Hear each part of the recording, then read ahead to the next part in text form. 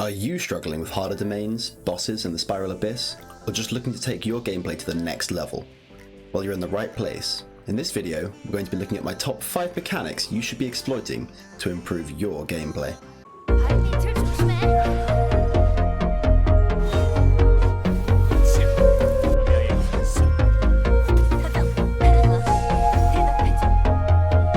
Welcome back to the channel. Blinky here, coming back at you with another Genshin Impact video. As always, remember to check those like, subscribe and bell buttons to see more content like this. And if you've got any suggestions or questions about the content here, feel free to leave a comment down below. In this video, I'm going to cover a variety of tips and tricks that you can use to maximize your damage output and just generally improve your gameplay, varying from energy management, allowing you to ult more often, maximizing the uptime of your main DPS units on the field, ensuring you use your combos correctly, and utilizing Invincibility Frames to dodge incoming damage. Tip number 1 relates to energy management. As you hopefully know, energy is the little bar that fills up on your burst meter that you need to fill up before you can cast your ultimate. And knowing how to efficiently fill that up will allow you to cast your ultimate more frequently, thus essentially leading to free damage. Once you get the hang of this, you'll be spamming your ult off of cooldown. Energy is actively gained through the generation of elemental particles, of which there are 2 types. Normal particles, which appear white, and elemental particles, which appear the colour of the element that they correspond to.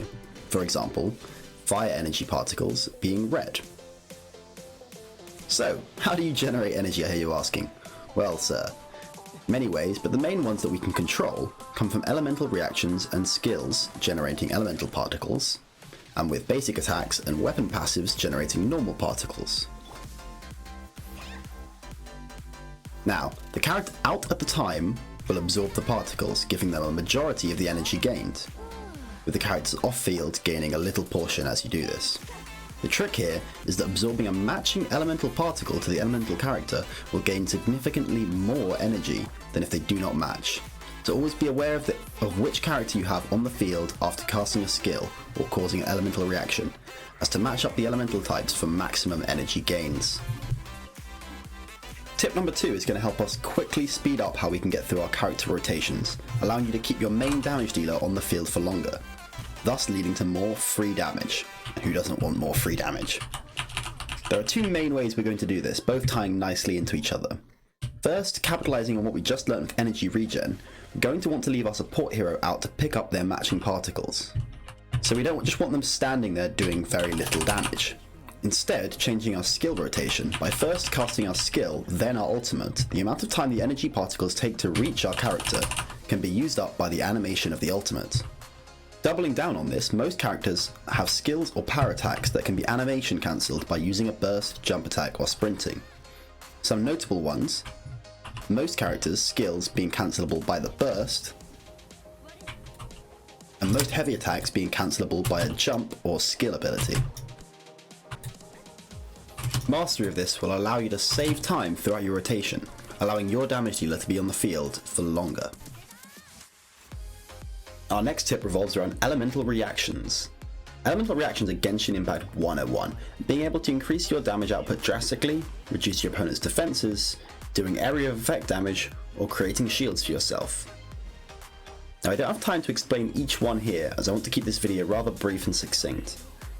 But knowing which reactions synergize best with your damage dealers and in which order you should apply your elements is key to maximizing your damage output. If you want to see a more in-depth video on this topic, please leave a comment below. If not, I'm sure there are plenty of resources floating around.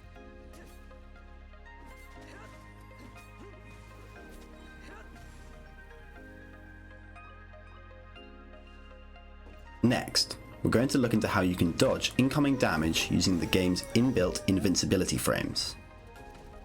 This can be used for many reasons: to dodge a particularly strong attack, to dodge something you wouldn't be able to otherwise, or in order to conserve stamina for future dashes. There are 2 main times in-game where your character has invincibility frames. These are during their ultimate animation and at the beginning of a dash.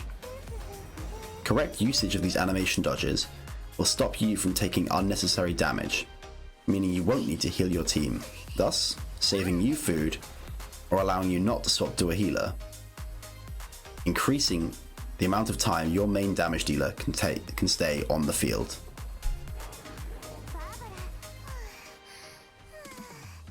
Tip number 5 is to know your passives. This is going to sound super obvious on paper, but knowing the ins and outs of the characters you choose to use in your party is paramount to maximizing the damage output and efficiency. This also ties in very well with the bonus tip coming up next. Some examples to mention: Barbara's second constellation, Vitality Burst, gives the current character 15% hydro damage, so making sure to use this before using my Xingqiu's hydro abilities will increase his damage output by 15%.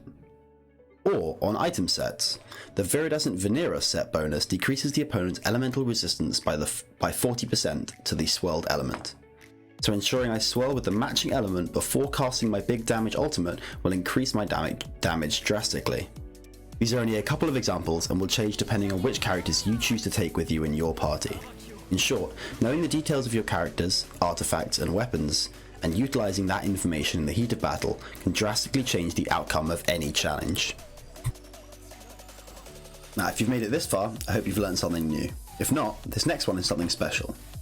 So for bonus tip number 6, is a phenomenon called stat snapshotting.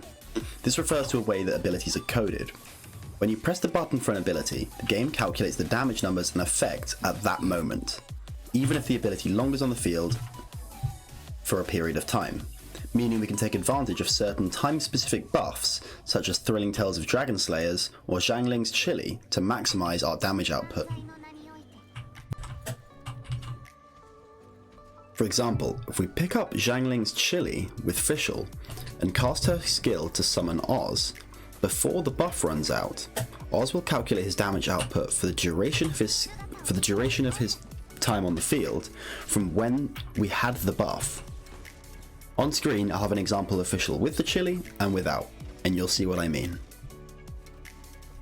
If you have found this useful or entertaining, don't forget to subscribe for more and like the video. Thank you very much.